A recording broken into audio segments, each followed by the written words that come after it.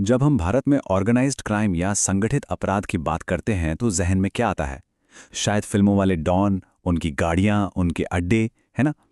लेकिन देखिए, असल कहानी पर्दे से कहीं ज्यादा गहरी और सच कहूं तो परेशान करने वाली है। ये सिर्फ गलियों की लड़ाई नहीं है।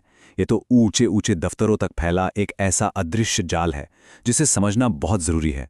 तो चलिए इस अंडरवर्ल्ड और ओवरवर्ल्ड की सच्चाई को परत दर परत खोलते हैं। ये बात भले ही 1960 के दशक में अमेरिका के लिए कही गई थी, लेकिन सोचिए, ये आज भारत पर कितनी सटीक बैठती है। संगठित अपराध का मतलब सिर्फ कानून तोड़ना नहीं है। नहीं, ये एक समानांतर सरकार बनाने की कोशिश है। एक ऐसी सरकार जिसके अपने नियम हैं, अपनी सत्ता है, और जो हमारे आपके समाज के कंट्रोल से पूरी तरह बाहर काम करना चाहती है। तो सबसे पहले ये समझना जरूरी है कि मॉडर्न ऑर्गेनाइज्ड क्राइम को गुंडों के झुंड की तरह नहीं, बल्कि एक बिजनेस की तरह देखना होगा। जी, एक बेहद कुशल, बेहद बेरहम कॉर्पोरेशन की तरह, जिसका एक ही मकसद है, प्रॉफिट यानी मुनाफा। और इस मुनाफे के लिए कोई भी कैसी भी कीमत चुकाई जा सकती है। कानून की भाषा में इसे संगठित अपराध सिंडिकेट कहते हैं। अब इस परिभाषा में जो सबसे जरूरी शब्द है वो है लगातार। मतलब ये कोई एक बार की चोरी या लड़ाई नहीं है। ये एक ऑनगोइंग, लगातार चलने वाला गैर कानूनी धंधा है जिसका एक ही मकसद है, पैसा और पावर। इनका काम करने का तरीका देखेंगे तो किसी भी बड़ी मल्टीनेशनल कंपनी जैसा लगेगा। पूरी तरह से एफिशिएंट, रिसोर्सफुल, एक सख्त हायरार्की है, टॉप डाउन ऑर्डर्स हैं और कड़ा अनुशासन है। लेकिन फर्क ये है कि यहाँ ये सब कुछ आतंक और क्रूरता से लागू किया जाता है। यहाँ गलती करने का मतलब सिर्फ नौकरी से निकाला जाना नहीं होता, बल्कि अपनी जान गंवाना भी हो सकता है। 2000 करोड़ रुपए। और जरा सोचिए, ये आंकड़ा 90 के दशक का है, और वो भी सिर्फ एक क्रिमिनल ऑर्गेनाइजेशन का। आज के समय में ये पूरा साम्राज्य कितना बड़ा हो चुका होगा, इसका अंदाजा लगाना भी मुश्किल है। तो साफ है, ये कोई छोटी मोटी लूटपाट नहीं है। ये एक बहुत बड़ी इकोनॉमी है जो डर और गैर कानूनी तरीकों की नींव पर खड़ी है। तो सवाल यह है कि ये इतना बड़ा आपराधिक साम्राज्य क्या रातों रात बन गया? बिल्कुल नहीं। इसका एक लंबा इतिहास है। चलिए एक नजर डालते हैं कि भारत में इस डॉन का विकास कैसे हुआ और क्राइम का चेहरा वक्त के साथ कैसे बदलता गया। इसकी शुरुआत हुई पुराने जमाने के ठगों और पिंडारियों से। फिर आया 20वीं सदी का दौर, जब मुंबई के डॉकयार्ड पर राज करने वाले डॉन्स उभरे, और वहां से कहानी आगे बढ़ी अपहरण और वसूली तक। और आज हम मॉडर्न युग के फाइनेंशियल फ्रॉड करने वालों को देखते हैं, जो स्टॉक मार्केट में हेरफेर करते हैं। ये पूरा सफर हमें दिखाता है कि अपराधी कितने अडैप्टिव, कितने शातिर होते हैं। उनके तरीके बदल गए, लेकिन मकसद हमेशा वही रहा, पैसा और कंट्रोल। और यहीं पर कहानी एक बहुत ही खतरनाक मोड़ लेती है, जब अपराध को राजनीति की शह मिल जाती है। तब ये सिर्फ लॉ एंड ऑर्डर की समस्या नहीं रहती।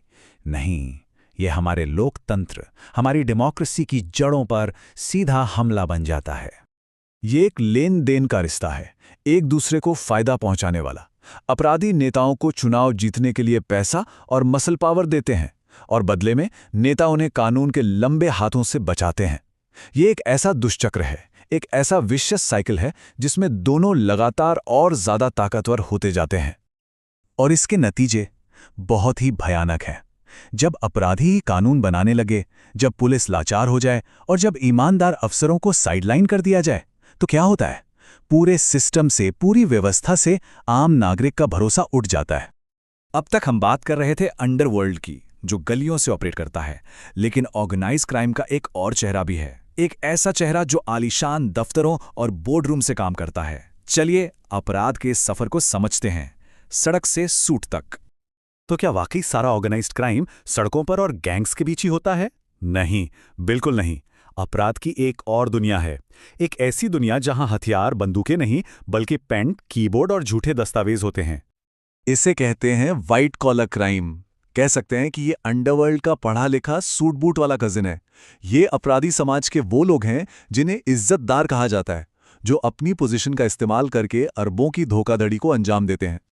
जरा इन दोनों की तुलना कीजिए। एक तरफ गैंगस्टर है जिसके हथियार हैं हिंसा और वसूली।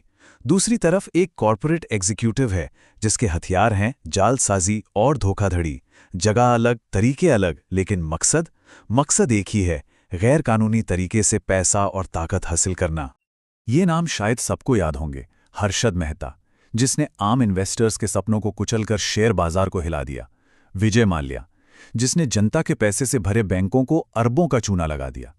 ये सिर्फ नाम नहीं है, ये उदाहरण हैं जो दिखाते हैं कि व्हाइट कॉलर क्राइम की चोट कितनी गहरी और कितनी विनाशकारी हो सकती है। ये पूरे देश की अर्थव्यवस्था को हिलाकर रख देती है। तो अब सवाल ये उठता है कि इस दो मुहे राक्षस से, यानी अंडरवर्ल्ड और ओवरवर्ल्ड, दोनों से लड़ना इतना मुश्किल क्यों है? चलिए इस लड़ाई की सबसे बड़ी चुनौतियों को समझते हैं। ये लड़ाई एक हाइड्रा से लड़ने जैसी है। वो पौराणिक कथाओं वाला राक्षस जिसके एक सिर को काटो तो दो नए सिर उगाते हैं। आप एक गैंग लीडर को पकड़ते हैं, उसकी जगह कोई और ले लेता है। आप एक घोटाले को रोकते हैं, अपराधी कोई नया तरीका निकाल लेते हैं। ये कभी ना खत्म होने वाली लड़ाई लगती है। असल में अपराधी बहुत चालाक हैं। असली बॉस जो टॉप पर बैठा है वो खुद कभी हाथ गंदे नहीं करता। वो तो रिमोट कंट्रोल से सब चलाता है। गवाह डर के मारे चुप हो जाते हैं। राजनीतिक संरक्षण उन्हें एक शील्ड, एक ढाल की तरह बचाता है। और कई बार हमारे कानून भी इस जटिल जाल को तोड़ने में नाकाम साबित होते हैं।